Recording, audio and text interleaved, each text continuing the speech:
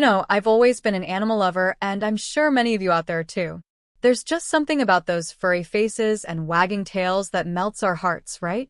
But today, I want to share with you an incredible story that will not only warm your heart, but also make you think about the incredible potential that's hidden within every living being. It's a story about a woman who adopted a stray dog that everyone else thought was useless, and what she discovered about this dog left her in tears. Now, before I dive into the story, let me ask you, have you ever seen a stray dog wandering around your neighborhood and you just wish you could do something to help it? Maybe you've even thought about adopting a pet, but you're not sure if you're ready for that kind of commitment. Well, this woman's story is going to inspire you to think differently about those stray animals and maybe even encourage you to consider giving one a loving home. So, let's get started. The woman's name is Sarah, and she had always been an animal lover. She had grown up with pets in her home and had even volunteered at a local animal shelter. But one day, Sarah was driving home from work on a cold, rainy afternoon when she saw something that made her slow down. On the side of the road, near a cluster of trash bins, sat a small, muddy dog. Its fur was matted, its ribs faintly visible beneath the tangled mess, and its eyes, those eyes, looked hollow, like they'd given up on the world. Cars splashed past it, honking indifferent. Sarah's heart ached. She'd seen stray dogs before, but there was something different about this one.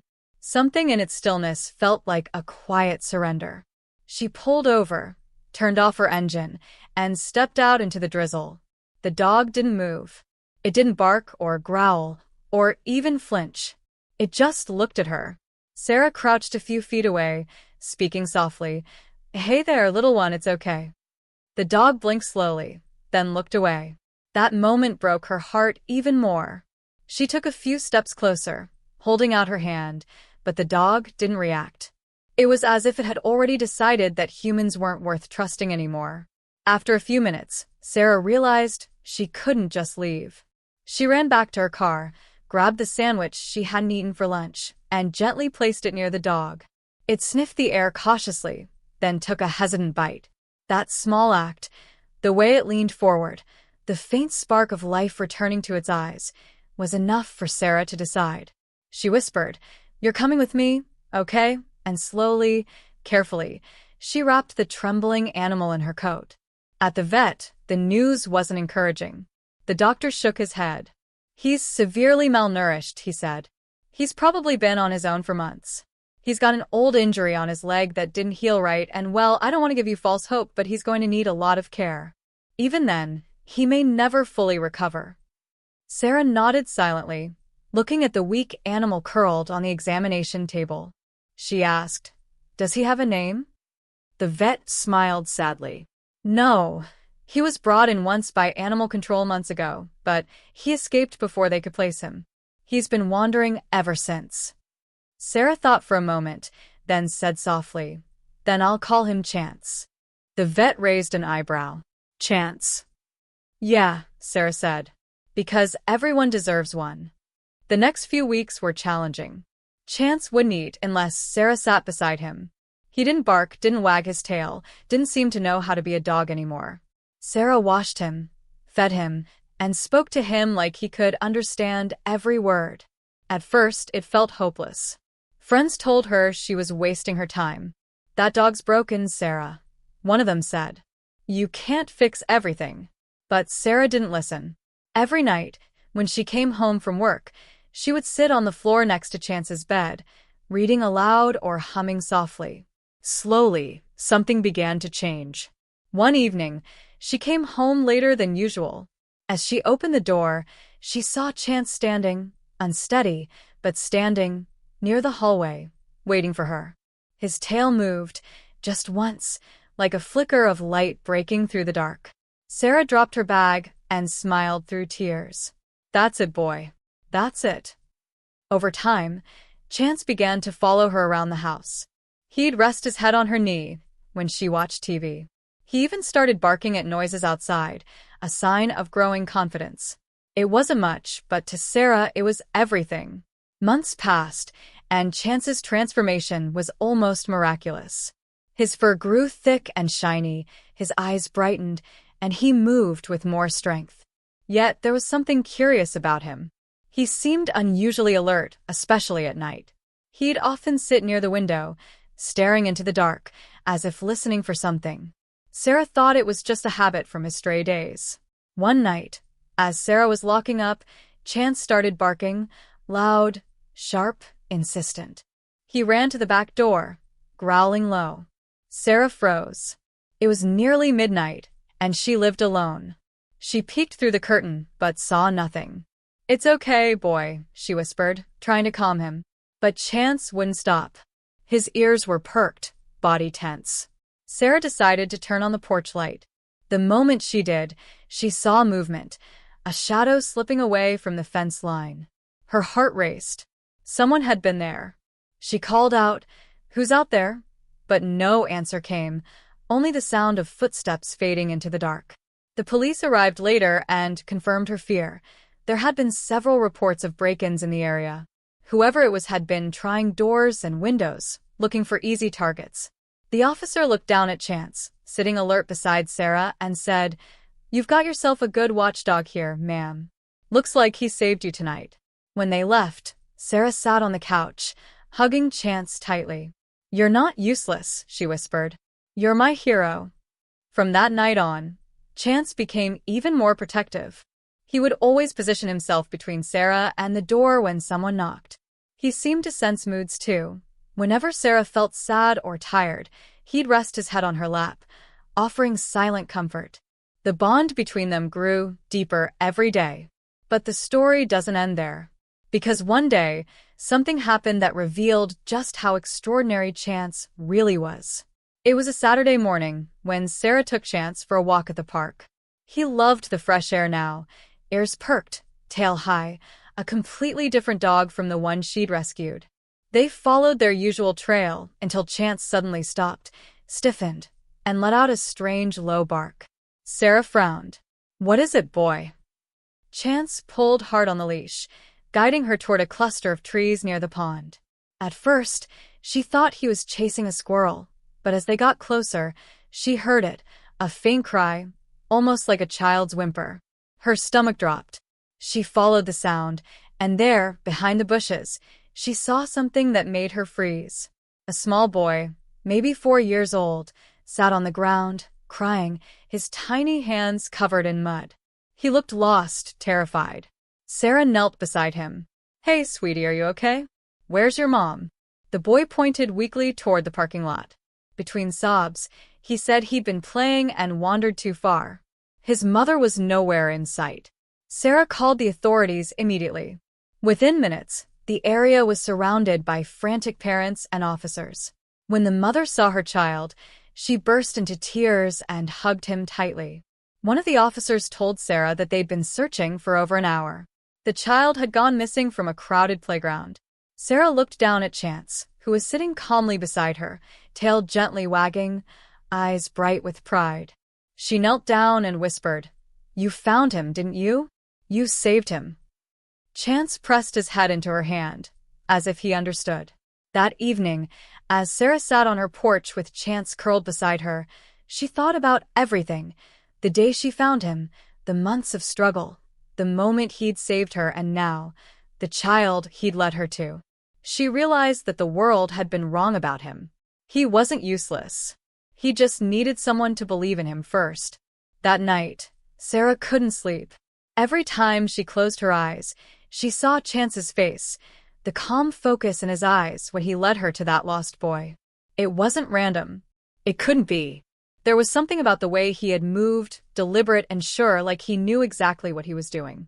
As she lay in bed listening to his soft breathing at her feet, Sarah felt a strange mix of gratitude and curiosity. Who was this dog, really?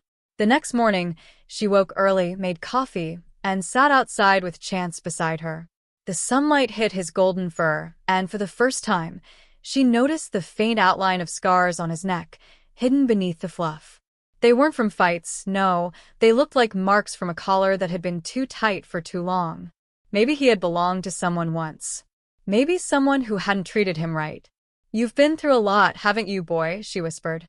Chance leaned into her leg, as if saying, "Yes, but I'm still here. A few days later, she decided to take him to the shelter where she used to volunteer. Maybe they'd have some record of him, something from before she found him. The staff were surprised to see him. "That's Chance," one of them said. "I remember that dog. He came through here months ago, completely shut down. Wouldn't eat, wouldn't look at anyone. We thought he was beyond help." Sarah smiled, pride swelling in her chest.